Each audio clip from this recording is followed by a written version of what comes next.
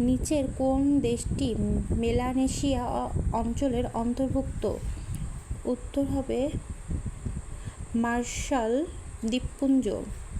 লবণ পর্বত কোন দেশকে বলা হয়? লবণ পর্বত বলা হয় পাকিস্তানকে। বাহামার রাজধানীর নাম কি? বাহামার রাজধানীর নাম হচ্ছে নাসাউ।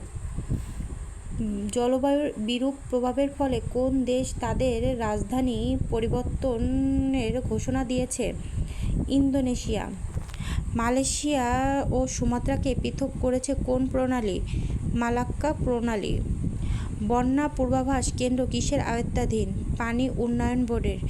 কামতা গ্যাস ক্ষেত্রটির অবস্থান কোথায়? গাজীপুর। কোন দেশকে লিলি ফুলের দেশ হিসেবে আখ্যায়িত করা হয়েছে? কানাডা। পদ্মা নদীর শাখা নদী কোনটি? পদ্মা নদীর শাখা নদী হচ্ছে ভৈরব। ঐতিহাসিক ফেজ শহর কোথায় অবস্থিত? ঐতিহাসিক ফেজ শহর হচ্ছে মরক্কোতে অবস্থিত।